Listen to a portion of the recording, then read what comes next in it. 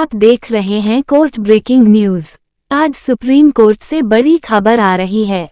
महाराष्ट्र सरकार के पूर्व मुख्यमंत्री उद्धव ठाकरे को सुप्रीम कोर्ट बहुत बड़ा झटका मिल गया।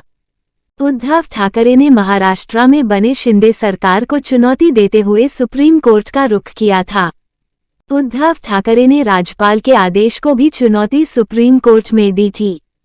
आज इनसे जुड़े सारे मामले में सुप्रीम कोर्ट ने अपना फैसला सुनाया।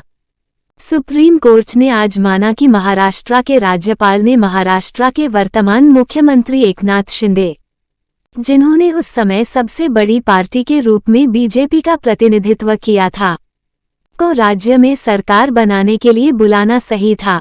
सीजेआई चंद्रचूड़ के नेतृत्व वाली संविधान पीठ ने आगे कहा कि राज्यपाल को उद्धव ठाकरे को यह साबित करने के लिए बुलाना उचित नहीं था कि उन्होंने सदन का विश्वास नहीं खोया है, क्योंकि राज्यपाल के पास ऐसा करने के लिए प्रासंगिक सामग्री नहीं थी।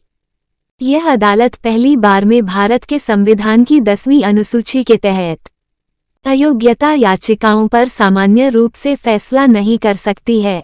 मौजूदा मामले में ऐसी कोई असाधारण परिस्थितियां नहीं हैं जो इस अदालत द्वारा अयोग्यता याचिकाओं पर निर्णय लेने के लिए अधिकार क्षेत्र का प्रयोग करती हैं।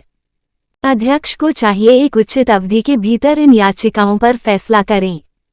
पीठ में justice M R. Shah, Krishna Murari, P S. Narasimha और हेमा कोहली भी शामिल हैं।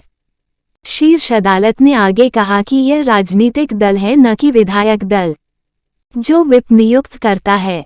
यह मानने के लिए कि यह विधायक दल है जो व्हिप की नियुक्ति करता है, इसका मतलब यह होगा कि हम गर्भनाल को काटते हैं। यह संविधान द्वारा परिकल्पित प्रणाली नहीं है और 10वीं अनुसूची को निष्क्रिय बना देगा, अदालत ने कहा है। मार्च में संविधान पीठ ने महाविकास अघाड़ी एनडीए सरकार के खिलाफ एकनाथ शिंदे की बगावत के मद्देनजर महाराष्ट्र की राजनीति के इर्द गिर्द घूमने वाली दलीलों में अपना फैसला सुरक्षित रखा था। तब मुख्यमंत्री उद्धव ठाकरे ने व्याख्या से संबंधित महत्वपूर्ण संवैधानिक सवाल उठाए थे। अयोग्यता से संबंधित संविधान की अनुसूची 10 के साथ साथ अध्यक्ष और राज्यपाल की शक्तियां और उनकी न्यायिक समीक्षा की शक्ति। पिछले साल जून में शिंदे ने सुप्रीम कोर्ट का रुख किया था, जिससे डिप्टी स्पीकर को निर्देश देने की मांग की गई थी कि शिवसेना द्वारा दायर की गई अयोग्यता याचिका पर कोई कार्रवाई न की जाए, जिसमें शिंदे और अन्य विधायकों की अयोग्यता की मांग की गई थी। जस्टिस सूर्यकांत और परदीवाला की अवकाश पीठ ने अपात्रता याचिका पर अपनी प्रतिक्रिया दर्ज करने के लिए डिप्टी स्पीकर द्वारा शिंदे और अन्य विधायकों को दिए गए समय को बढ़ा दिया था। सुनील प्रभु, शिवसेना के पूर्व मुख्य सचेतक और महाराष्ट्र विधानसभा के सदस्य, ने संविधान के अनुच्छेद 32 के तहत सर्वोच्च न्यायालय का रुख किया था, जिसमें 30 जून को शक्ति परीक्षण कराने के लिए राज्यपाल के संचार को चुनौती दी गई थी। सर्वोच्च न्यायालय हालांकि 30 जून को महाराष्ट्र में फ्लोर टेस्ट पर रोक लगाने से इनकार कर दिया।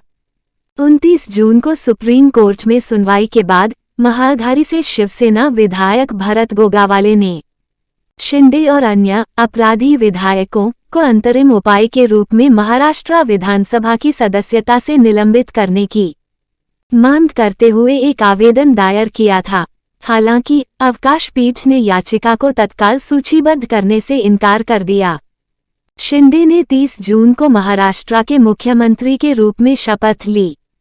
इसके बाद 3 जुलाई को एक फ्लोर टेस्ट आयोजित किया गया और शिंदे सफल रहे।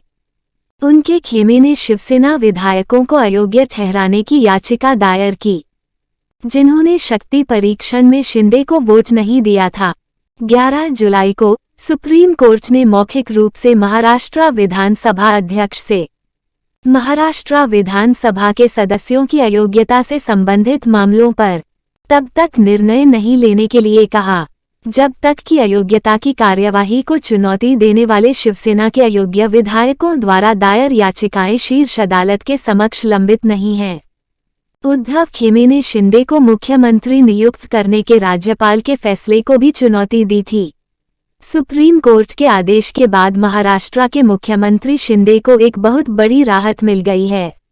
सुप्रीम कोर्ट के फैसले आने से पहले इस सरकार पर कई तरह के कयास लगाए जा रहे थे, मगर सुप्रीम कोर्ट के आदेश आने के बाद सभी कयासों पर विराम लग गया। अगर अभी तक आपने हमारे चैनल को सब्सक्राइब नहीं किया है तो कृपया सब्सक्राइब कर दे। धन्यवाद। केस का शीर्षक, सुभाष देसाई बनाम राज्यपाल महाराष्ट्र।